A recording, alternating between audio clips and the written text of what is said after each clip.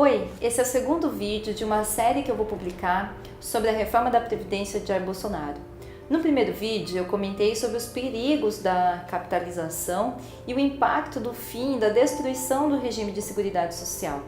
Nesse eu vou falar mais pontualmente sobre as mudanças que o governo está propondo nas condições de acesso à aposentadoria e benefícios, seja no regime geral como no regime próprio das aposentadorias. O regime geral é aquele que contempla a maior parte da população brasileira, que as pessoas estão acostumadas a acessar pelo INSS, excetuando os regimes próprios dos servidores públicos, dos vários entes da federação, União, Estados e municípios. A reforma de Bolsonaro quer economizar com a Previdência. O que isso significa? Significa que o governo vai restringir o acesso da população aos bens da Previdência Social, dificultando o acesso à aposentadoria e reduzindo o valor dos benefícios. Essa é a linha geral da reforma.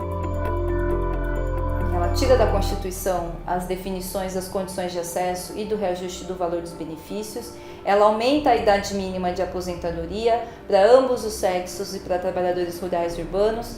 Aumenta e exige o tempo de contribuição para ambos os sexos e para trabalhadores rurais e urbanos. Exige o tempo de contribuição dos trabalhadores rurais.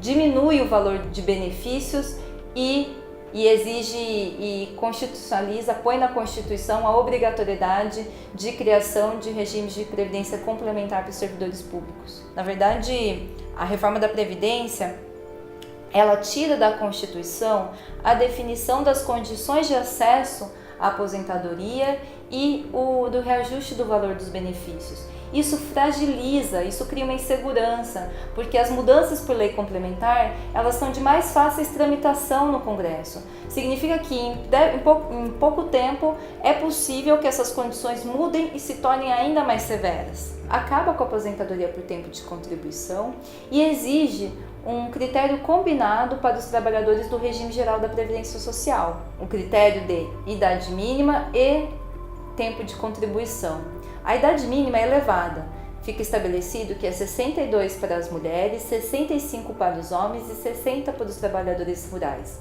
O tempo de contribuição também vai ser elevado, é 20 anos de contribuição para ambos os sexos, para os trabalhadores rurais e urbanos. Essa também é uma novidade, porque os trabalhadores rurais passam a ter que contribuir com a Previdência Social, o que antes não era exigido. A reforma também impacta na aposentadoria dos professores, definindo a idade mínima de 60 anos e tempo de contribuição de 30 anos. A idade mínima para a aposentadoria será elevada a partir de 2024, segundo o aumento da expectativa de vida da população.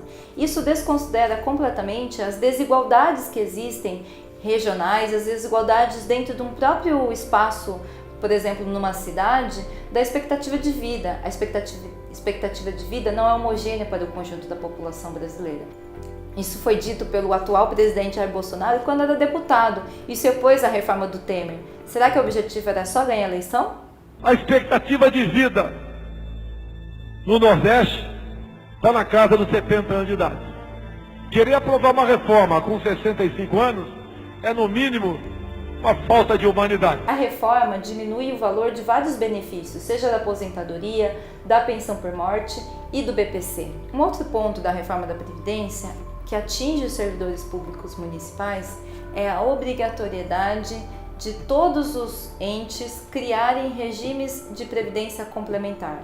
Também aí dando um passo rumo à financiarização da Previdência, na modalidade de contribuição definida, onde o trabalhador sabe quanto vai contribuir, mas não sabe o quanto vai ganhar, com todos os riscos que a financiarização traz. A reforma da Previdência também exige que todos os regimes próprios dos servidores apresentem equilíbrio atuarial, que é mais ou menos o equilíbrio entre receita e despesa a longo prazo. Isso vai colocar uma pressão enorme para que estados e municípios realizem também reformas da Previdência e desconsidera particularidades, como é o caso de Campinas. Campinas, o prefeito Jonas Donizete tentou fazer uma reforma da Previdência no Camprev e usava como argumento o tal do déficit do Camprev.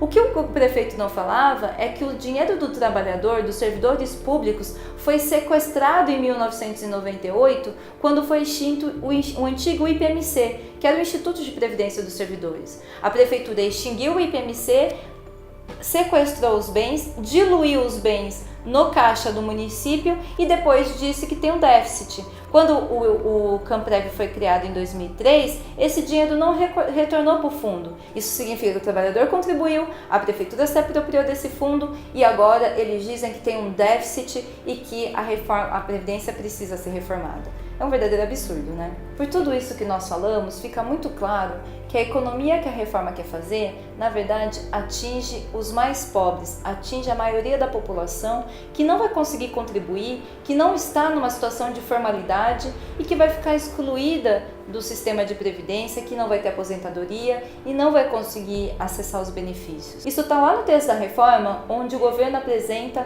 a expectativa de redução de gasto. A expectativa é reduzir 1 trilhão em 10 anos. Mas desse 1 trilhão, 715 bilhões vai vir do regime geral da Previdência e 182 bilhões do BPC. Ou seja, do regime geral da Previdência, onde 66% daqueles que se aposentam nesse regime ganham até um salário mínimo, e do BPC, que atende a população em situação de maior fragilidade. O governo Bolsonaro quer fazer uma reforma para os ricos e contra os pobres. Por isso, a gente precisa organizar a resistência e impedir que essa reforma seja aprovada.